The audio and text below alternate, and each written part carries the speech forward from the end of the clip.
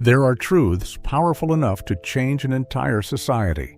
But for those kinds of truths to be exposed, more than a few people have had to pay a heavy price.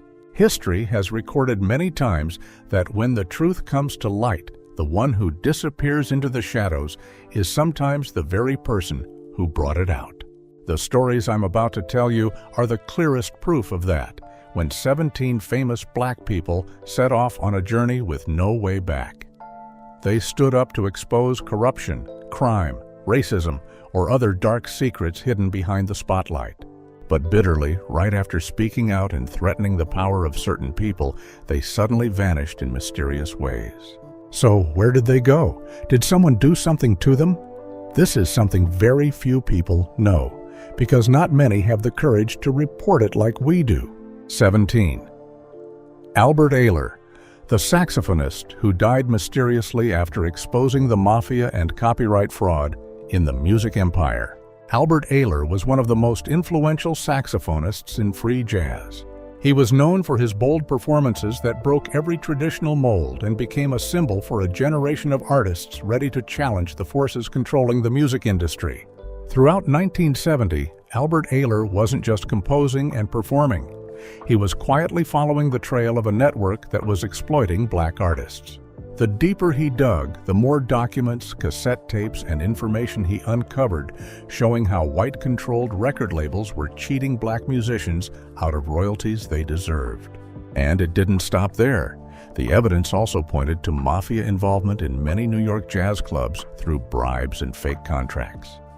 With each passing day, Aaylor got closer to secrets that many people didn't want exposed. On the afternoon of November 5, 1970, in a small apartment in New York's East Village, Albert Aaylor sat at an old wooden table, carefully organizing stacks of notes and recorded tapes. Around 11:30 p.m., neighbors heard hurried footsteps coming up the stairs, followed by Albert's angry voice in a short argument with another man. About 10 minutes later, everything fell silent. The next morning, Albert Aaylor had vanished without a trace. The apartment door was still open, and the saxophone he considered an essential part of his life was still sitting on its stand. More than 2 weeks passed in confusion and anxiety. People close to him couldn't believe he would leave without his precious instrument. On November 25th, fishermen discovered Albert's body floating in the East River near the docks.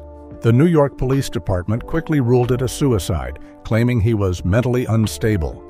However, that conclusion was immediately met with strong opposition from his family and close friends. They pointed out unusual marks on his neck and other signs that made them suspect he had been restrained before going into the water. From that point on, a shocking theory began to spread. Many believed Albert Aaylor had been silenced by people connected to the music mafia to bury the truths he had been investigating. Dumping the body in the East River was also seen as a cold warning to anyone who dared touch the massive profits hidden behind the stage lights. Though there was basis for it, to this day, that theory has never been proven by an official conclusion. 16.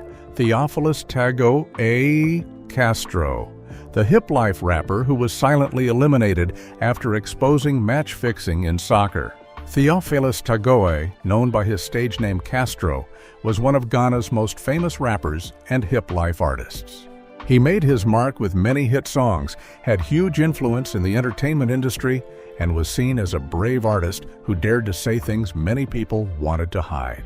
In the first few months of 2014, Castro was holding a large amount of extremely sensitive documents related to match-fixing, illegal soccer betting, and financial scandals involving some soccer officials and famous national team players in Ghana. He had publicly stated that he would reveal all the evidence he had to help clean up the sports and entertainment environment. That statement put the atmosphere around Castro under extreme tension. On July 6th, Castro, along with former national team captain Asamoah Gyan and a group of friends, went on a vacation to the Adda Estuary area in Ghana. They had gathered all the information and finalized the schedule to release the truth. Everyone was happily enjoying the trip in high spirits. No one imagined that just a few hours later, that trip would lead to one of the most controversial disappearances in the country. In the late afternoon, Castro and Janet Bandu took a jet ski out from the shore. The vehicle sped across the sparkling water and gradually disappeared from everyone's sight. That was the last time they were seen. 3 hours passed and the two still hadn't returned. The group started to worry. By that evening, the jet ski was found drifting on the river with no one operating it. The scene sent chills down everyone's spine. A large-scale search operation was immediately launched. Rescue teams combed the area for many days. Strangely, not a single body was found. Every trace vanished completely, leaving behind a wave of speculation and rumors across Ghana. The official conclusion from authorities was that it was a tragic drowning accident. However, many people felt that explanation left too many gaps. Public opinion and independent observers believed the scene may have been staged to cover up a deliberate kidnapping or murder. Castro and Janet Bandu were likely overpowered by an armed group right on the river to stop the sensitive documents from being released. The fact that the jet ski returned without a driver may have been part of the plan to make everyone believe it was simply an unfortunate accident. Under Ghanaian law, it wasn't until 2021, after 7 years of continuous disappearance, that Castro and Janet Bandu were legally declared dead. Even so, for many people, that decision did not mean the mystery had been solved. Castro's disappearance still sits on the line between an accidental tragedy and a deliberate silencing. 15. Nathan Smith, D.J. Young Slade, Lil Jon's son who panicked and ran barefoot before dying. Mysteriously, after a power struggle in the music industry, Nathan Smith, known by his stage name D.J. Young Slade, was a promising young music producer, DJ, and sound engineer. He was seen as a talent who could make a big mark in the new generation of music. In the early days of 2026, Nathan Smith's life was under the most pressure. He no longer wanted to live in the shadow of his father, rap icon Lil Jon, and was determined to take full control of his own career. Because of that mindset, Nathan had intense conflicts with old entertainment management forces in Atlanta over control of new generation music copyrights. These disputes weren't just about money. They also involved long-term ownership of future music projects. When pushed to the limit by management, he threatened to release all the evidence he had about how the company was controlling, manipulating, and suppressing new generation artists. The deeper he got into that fight, the more exhausted Nathan became. He often worked until dawn, appeared less in public, and visibly wore down. Then, in the early morning of February 3, 2026, in a quiet residential area in Milton, Georgia, while it was still dark, Nathan suddenly burst out of the house wearing only a thin t-shirt. He didn't take his phone, wallet, or any personal items. He was even barefoot in the freezing cold. Nathan ran fast down the empty street. He looked extremely panicked. He kept looking back over his shoulder as if trying to escape something. He muttered incomprehensible words in a state of extreme disorientation and confusion, but no one could make out what he was saying. Within minutes, Nathan disappeared from sight. His family immediately reported it and searches were launched, but no one knew where he had gone. He made no calls while outside, so there was no phone signal to track. No clear footage captured his final movements. 3 days later, on February 6th, divers discovered Nathan's body in a lake at Mayfield Park, not far from his home. The music community was stunned. According to the released information, his body showed no clear signs of direct violence. Local police concluded it could have been an accident or self-harm. However, that conclusion didn't erase the growing suspicions. His family reported finding traces of an unknown substance in his blood, raising speculation that Nathan may have been poisoned or deliberately put into a state of extreme panic before he fled the house.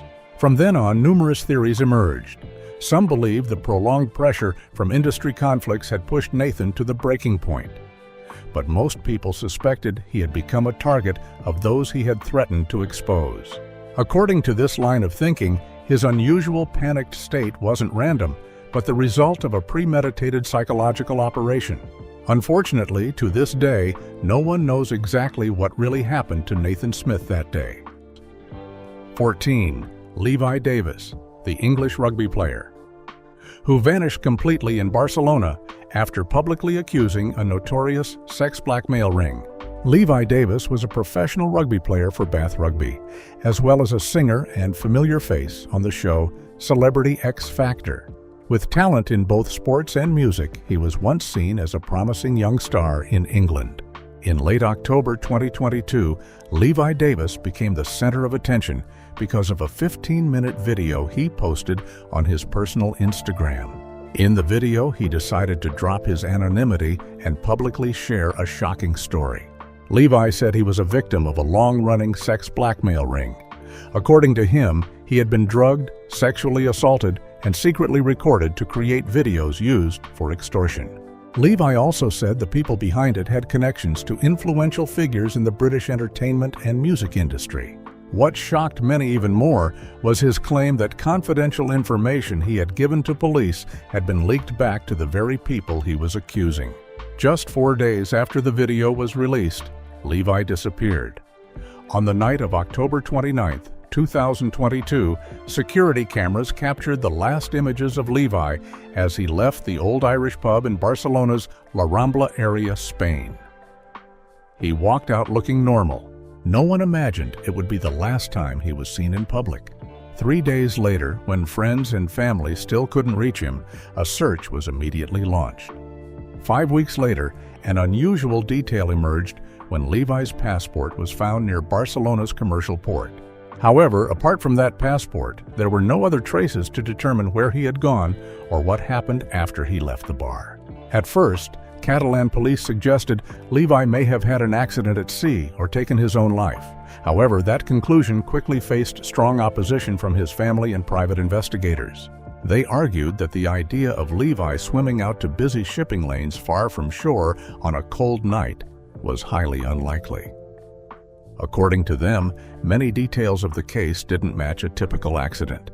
Private investigator Gavin Burrows and Levi's family raised another possibility. He may have become a target of the blackmail ring he had publicly exposed. They speculated he was overpowered after leaving the bar, then taken onto a yacht or other vessel before all traces were erased. The discovery of his passport at the port was only meant to make it look like an accident. Though these are unproven theories, they continue to be discussed because of the many unexplained details. The case became even more puzzling when 2 months later, Levi's iPhone showed signs of unauthorized access. Independent investigators suspected the device may have been kept or tampered with to delete data and important information, stalling the investigation. If that happened, all the evidence Levi tried to protect before disappearing may have vanished with him. To this day, Levi Davis's whereabouts remain unknown, and those who should be held accountable have not been. 13. Jim Robinson, Sweet Jimmy, the boxer who fought Muhammad Ali and vanished without a trace. After exposing the mafia's control of boxing, Jim Robinson, often known as Sweet Jimmy, was a heavyweight boxer who once faced the legend Muhammad Ali. After leaving the ring, he was remembered for his outspokenness and determination to bring the dark side of boxing to public attention. After retiring in the late 1960s, Sweet Jimmy no longer appeared much in the ring, but he entered an even more dangerous fight. He worked with sports journalists to reveal what he had witnessed during his years as a fighter. He said the mafia in America had deeply infiltrated major boxing matches, forcing many black fighters to throw fights, manipulating outcomes, and skimming prize money they were supposed to receive. On a hot afternoon in late July 1979 in Miami, Florida, Robinson met Sports Illustrated journalist Michael Brennan at a small cafe. The interview lasted 5 hours. Robinson recounted a series of shocking stories about how underground forces manipulated the sport he had dedicated his life to.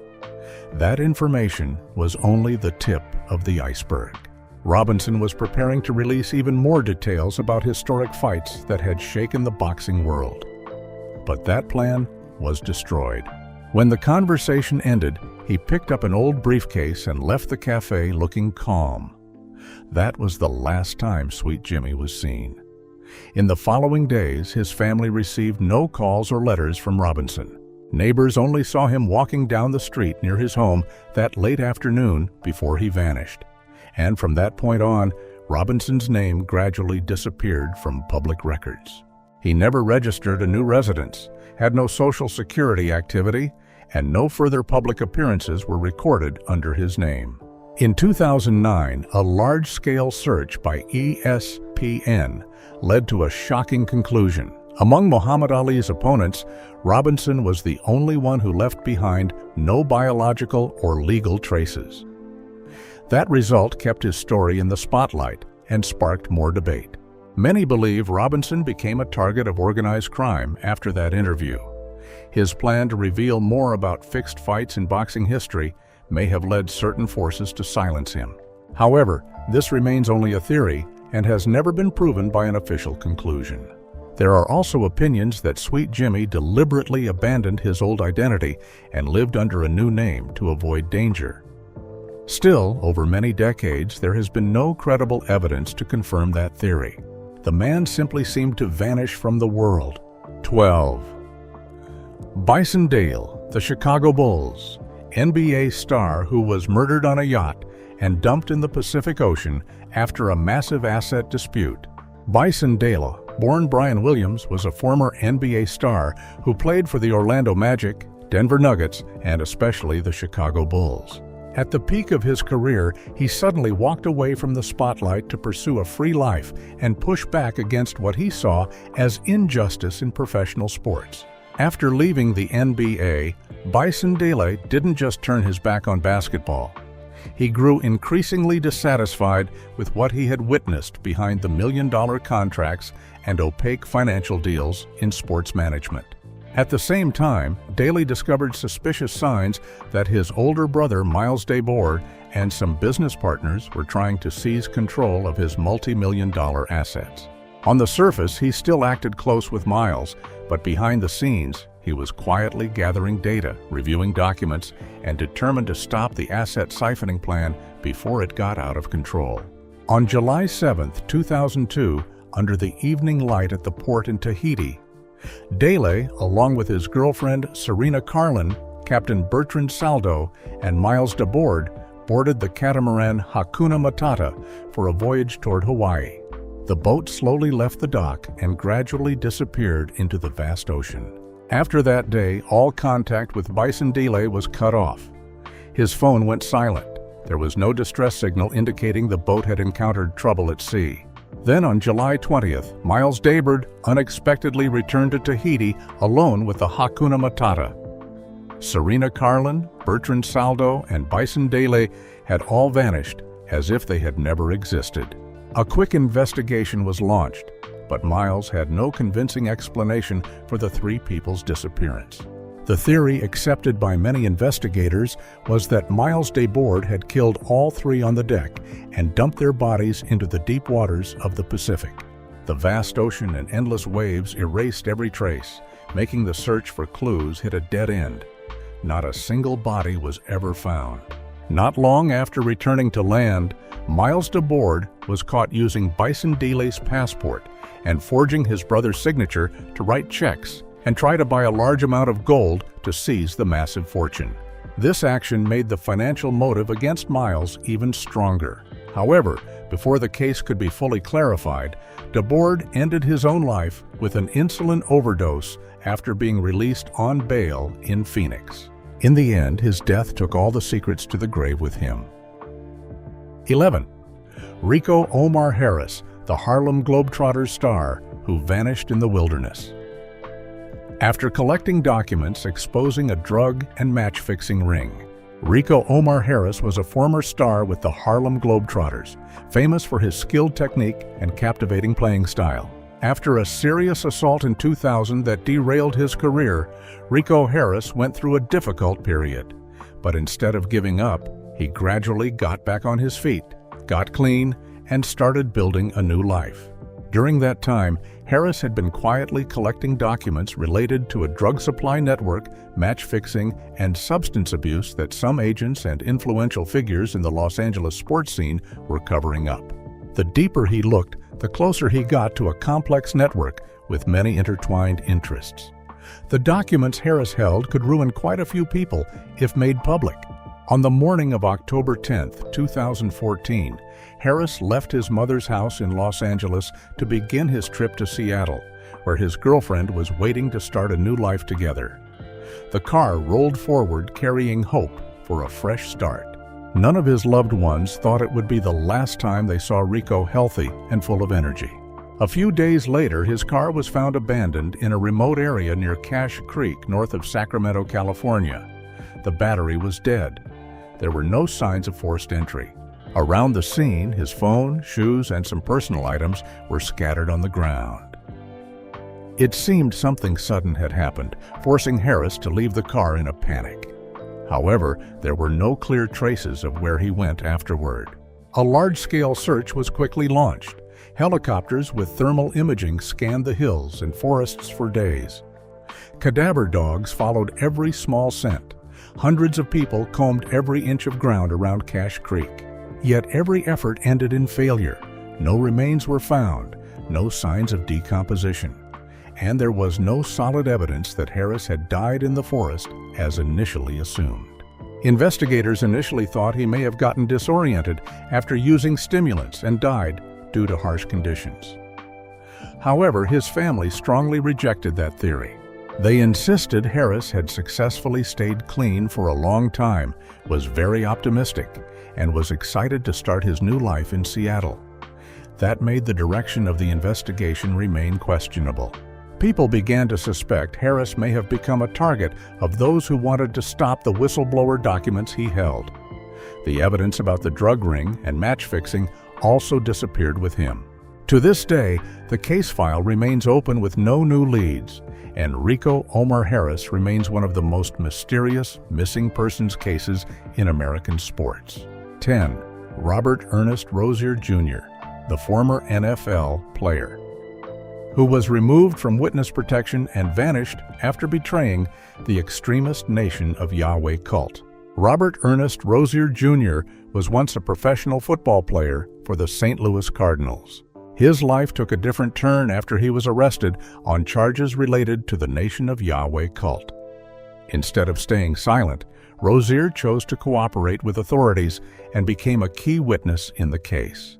His testimony revealed the entire operation of the cult, from assassination plots, terrorist acts, child abuse, to a series of organized arsons directed by leader Yahweh Ben Yahweh. The more secrets came to light, the greater the danger to Rosier became. From that point, he became a target for those who wanted to silence him. After accepting a plea deal and completing his sentence in 1996, Rosier was placed in the Federal Witness Protection Program, known as WITSEC. From then on, the name Robert Ernest Rosier Jr. disappeared from the world. He was given a new identity as Robert Ramesses and moved to a quiet residential area in California. In the early years, Rosier's new identity was well protected. However, in 1999, he was suddenly arrested in El Dorado County for writing bad checks.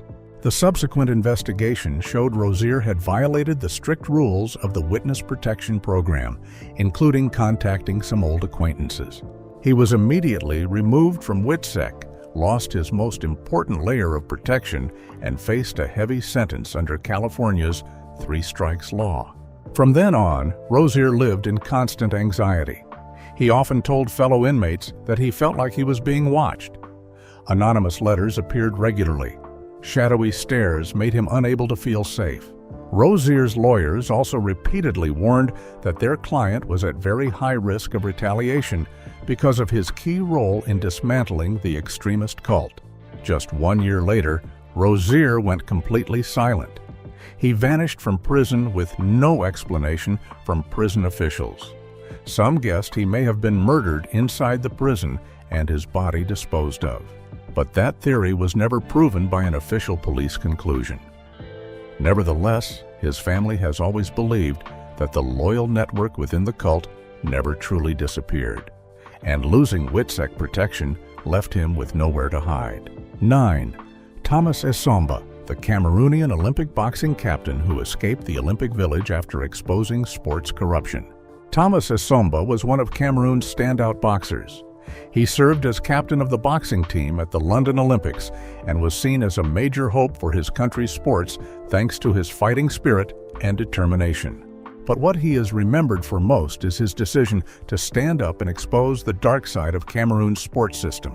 Essomba publicly spoke about corruption, the embezzlement of athlete training funds, poor training conditions, and how many officials abused their power during Olympic preparations. Those accusations created a storm of controversy and put him at the center of growing pressure. On the afternoon of August 12, 2012, Essomba quietly packed some papers and a few essential clothes. When night fell around 11:45 p.m., he and 4 other Cameroonian boxers secretly left the Olympic Village. They left in a hurry, abandoning almost all their luggage, team badges, and personal items. The next morning, organizers discovered the group had vanished. No one showed up for training. No one contacted the team. Within hours, the name Thomas Essomba filled international headlines. In the first few days, no one knew where he was. The sudden disappearance of an Olympic captain from the tightly controlled Olympic security system left the public stunned. Rumors spread quickly. People believed Essomba had been helped by a secret support network to get him out of reach and avoid the dangers that could follow his accusations. It was likely a well-planned escape with help from human rights organizations. No one knows exactly how Thomas Essomba lived afterward. It is said he applied for and received political asylum in Britain. To ensure his safety, after everything calmed down 5 years later, Essomba returned to the ring as a professional boxer competing under his own name. That comeback not only marked a new chapter in his career, but was also a statement that he had escaped an environment filled with corruption and abuse of power. 8. Wayi Gabri Salassia, the Eritrean marathon runner, who carried the flag and vanished from the Olympic Village. After exposing oppression and human rights violations, Wayi Gabri Salassia was a famous Eritrean Olympic marathon runner. He was given the honor of carrying the flag for his national team at the London Olympics, becoming a symbol of hope for his country's athletics on the international stage. During the London Olympics in 2012, he publicly spoke about things very few dared to mention. He accused the severe oppression, lack of human rights, harsh living conditions, and tight control over athletes in Eritrea. Those statements quickly spread and created enormous pressure, putting him in a very sensitive position. After finishing the marathon, Wayi's life in the final days at the Olympic Village was filled with tension. He knew exactly what he would face after speaking out.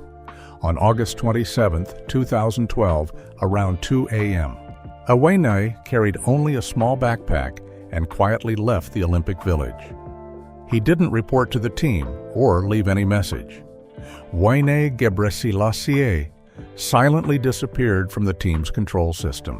When morning came, Eritrean officials discovered he was no longer in his room. A search was immediately launched.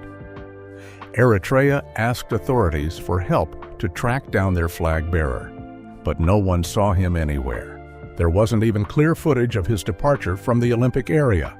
The incident immediately sparked numerous speculations. Many believed Wayi had received quiet help from human rights organizations or refugee networks to escape the team's control. The main goal was to get him to safety before he could be forced to return home. Given that his statements had caused an international stir, the risk of facing punishment was very high. Nearly 10 years later, the picture gradually became clearer. Wayi Gabri Salassia had secretly applied for and received political asylum in Britain and lived anonymously for his safety. His disappearance was therefore no longer a mystery, but it became one of the most shocking defections at the London Olympics. His story went beyond sports and became a diplomatic and human rights issue. It reflected the harsh dilemma many athletes face, having to choose between continuing to represent their country or risking everything for freedom. 7. Assata Shakur, the black activist who was fiercely hunted by the FBI. After escaping prison, Assata Shakur, born Joanne Deborah Chesimard, was a prominent activist in the Black Liberation Movement, closely tied to the Black Panther Party and the Black Liberation Army, and became one of the most controversial figures in America. After repeatedly speaking out against smear campaigns, police violence, and federal government overreach against the black struggle, Assata Shakur quickly became a prime target of the FBI's COINTELPRO program. The accusations, raids, and legal pressure pushed her life into a series of crises. In 1977, Shakur was sentenced to life in prison after a controversial shootout. Her supporters have always maintained that the case had many unresolved issues and carried strong political overtones. In late November 1979, on a rainy night at Clinton Prison in New Jersey, a daring rescue took place. Members of the Black Liberation Army helped Shakur escape from prison. The FBI immediately launched one of the largest manhunts in history. Wanted posters appeared everywhere, searches were expanded, and numerous leads were checked, but all led to dead ends. For the next 5 years, Assata Shakur completely vanished from the eyes of U.S. authorities. No one knew how she moved, where she hid, or who helped her. In 1984, the mystery was partially solved when Shakur surfaced in Cuba. She was granted political asylum by Cuban leader Fidel Castro and lived in Havana under the protection of the Cuban government. Even though the FBI continued to hunt her and offered a $2 million reward, all efforts to bring her back to the U.S. failed. From her new home, Assata Shakur continued writing books, expressing views on social issues, and became a deeply polarizing symbol. To many, she is a voice against injustice, but to U.S. authorities, she remains a fugitive. 6. Pete O'Neill, the Black Panther leader from Kansas City, who escaped to Tanzania and vanished for over 50 years after exposing COINTELPRO. Felix Pete O'Neill was a prominent social activist, founder of the Black Panther Party chapter in Kansas City, and known for his strong efforts to protect the rights of the black community. In the late 1960s, Pete O'Neill repeatedly appeared in the media to denounce abuses by law enforcement. He publicly spoke about systemic racial violence, wrongful arrests targeting young black men, and especially the FBI's COINTELPRO program, a secret initiative designed to monitor, sabotage, and neutralize civil rights organizations. On July 16, 1969, O'Neill was arrested on a gun-related charge that his supporters called highly suspicious. After being released on bail, he believed that if he stayed in America, he might face some vague sentence or other threats to his life. 1 year later, on a hot summer night in early June, O'Neill and his wife quietly left the United States. Their journey took them through Algeria before they settled in a remote village in Tanzania. From the moment he set foot in that village, he completely vanished from the eyes of U.S. authorities. The fact that a heavily monitored figure could leave the country and disappear for decades made his story even more extraordinary. He likely received support from an international network of like-minded people. For more than 50 years afterward, O'Neill lived quietly in Tanzania, participating in education and community support activities. Although his location eventually became known, U.S. authorities could not touch him. Of course, the arrest warrant in America still exists, preventing him from returning home normally. 5. Athl Williams, the South African professor who was forced to disappear and live anonymously in Britain. After exposing the Zondo corruption network, Athl Williams is a professor, ethicist, poet, and award-winning author, considered one of the most influential voices in South Africa. In November 2021, the atmosphere in South Africa was heavier than ever. Just a few months earlier, Babita Deokaran, a prominent anti-corruption witness, had been assassinated right outside her home. That news sent chills through many people. For Athl Williams, the fear multiplied. As a senior partner at Bain & Company, Williams decided to step forward and testify before the Zondo Commission of Inquiry. There, he exposed allegations of corruption, systematic sabotage of South Africa's tax authority, and connections between powerful interest groups and business tycoons. Those revelations were like a massive stone thrown into a calm lake. Because of this, security sources indicated he could be the next target after Babita Deokaran. Tension engulfed his life. Every strange phone call, every mysterious car near his house made him anxious. On the night of November 19, 2021, Williams was forced to pack his documents, leave his familiar home, and depart in secret. The trip was so rushed that his family didn't know until he had already left the country. A few days later, he appeared at a secret location in the United Kingdom with support from international human rights organizations. From then on, his life changed completely. His career and reputation remained, but his homeland was now very far away. He had to live discreetly, not daring to reveal his location, and always on alert for possible threats. From a person with status in society, Athl Williams became a name that had to exist in the shadows. 4. William O'Neill, the FBI informant. Inside the Black Panther Party, who vanished under a new identity. After betraying Fred Hampton, William O'Neill was the secret informant for the FBI, a figure widely known through the story of the Black Panther Party and the Oscar-winning film Judas and the Black Messiah. In the early 1970s, as court hearings and investigative documents gradually revealed the truth, William O'Neill's identity could no longer be hidden. The man who had secretly infiltrated the Black Panther Party was exposed as an FBI informant. His testimony and released documents helped clarify part of the COINTELPRO campaign, the secret program aimed at surveilling, sabotaging, and neutralizing civil rights organizations. Along with that, O'Neill's role in the events leading to Fred Hampton's death became a major point of controversy. Right after his identity was revealed, threats poured in. To ensure his safety, the U.S. government placed him in the Federal Witness Protection Program. Under the new name William Hart, he was relocated to California and completely cut off from his old life. From that point on, William O'Neill seemed to disappear from society. No more old acquaintances, no past, and no real identity. However, that disappearance did not mean peace. Psychological pressure and guilt weighed heavier on him. Even living under a new cover, the past still followed him like a shadow. On January 15, 1990, William O'Neill ran onto Interstate 90 in Illinois and was killed when struck by a truck.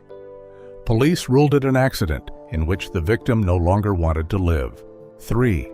Nahanda Abiodin, the black activist who vanished into thin air after the Brinks robbery. Nahanda Abiodin, born Cherry Laverne Dalton, was a prominent civil rights activist in the Black liberation movement in America, known for her fierce struggle against injustice and for defending equality. After the Brinks armored car robbery in 1981 in New York, Nahanda Abiodin suddenly disappeared like mist dissolving into the night. Before that, she had actively spoken out exposing secret harassment campaigns, illegal surveillance, and repressive measures the U.S. government was accused of using against black liberation organizations. Because of this, her name appeared on the FBI's most wanted list after she was accused of involvement in the robbery to fund the liberation movement. From that moment, there were no more letters, no new images, and no verified information about where she was hiding. A tight underground support network operated flawlessly, helping her constantly change locations and cut off any trails that could lead pursuers to her. For more than a decade, the FBI hunted relentlessly, but only ended up with thicker files and no real leads. In the early 1990s, she suddenly reappeared in Havana, Cuba. There, she lived quietly under the protection of the Cuban government and continued supporting the movement from afar through writing, consulting, and networking for many years. After nearly 30 years away from her homeland, Abiodin never returned to America. Although her final residence became known, that decades-long escape is still considered one of the most successful disappearances among political activists of that era. 2. The Biso Zulu, the South African activist who lived like a ghost after exposing assassination plots and political corruption networks. The Biso Zulu is a famous anti-corruption activist in South Africa, known for his determined investigations exposing corruption networks and protecting justice in the face of great danger. In 2019, the Biso Zulu entered the most dangerous period of his life after publicly exposing large-scale corruption involving local government construction contracts. He didn't stop there. He also revealed shocking details about the political assassination of Sindiso Magaka and accused senior police officials of colluding with hit squads to cover up the truth. The closer he got to the centers of power, the tighter the net around him became. After an ambush in KwaZulu-Natal that left him seriously wounded in 2019, the Biso Zulu realized the threat came not only from those behind the assassinations, but also from the very system that was supposed to protect him. Shortly afterward, on a night in early October 2019, he quietly left the hospital earlier than expected. He left his phone behind, his old residence was abandoned, and he disappeared overnight. From then on, the Biso Zulu lived like a shadow. He constantly changed hiding places, used different identities, and only communicated through secure channels. No one knew exactly where he was. However, over time, as new documents about corruption cases continued to surface publicly, people realized he was still quietly investigating from behind the curtain of secrecy. To this day, his location remains hidden, and the story of the man who dared confront powerful forces continues to be remembered as a symbol of the fight against corruption. 1. James Cheney, the civil rights activist. Brutally murdered by the Ku Klux Klan and buried under an earthen dam. After investigating the church arson, James Cheney was a prominent civil rights activist with the Congress of Racial Equality, CORE, who devoted his life to the struggle against racial discrimination in America. On the afternoon of June 21, 1964, James Cheney, along with his two colleagues Michael Schwerner and Andrew Goodman, left the Mount Zion Methodist Church in Neshoba County, Mississippi, after spending many hours gathering statements from witnesses. They were investigating an arson attack carried out by the extremist Ku Klux Klan and trying to expose suspicions that some local police officials were protecting the group. Around 4 p.m. that day, their car was stopped by Deputy Sheriff Cecil Price on a traffic violation. They were held for dozens of hours at the police station and then suddenly released after night had fallen. That was the last time the three activists were seen. Their car drove off down the empty road and then seemed to melt into the darkness. 3 days later, their burned car was found near a swamp. The disappearance of James Cheney and his two colleagues immediately shocked America, forcing the FBI to launch a large-scale investigation codenamed Mississippi Burning. After 44 days of intense searching, the horrifying truth was revealed. The bodies of all three were found buried 14 feet deep under an earthen dam on a local farm. The investigation concluded they had been handed over to Ku Klux Klan members right after leaving jail and brutally murdered.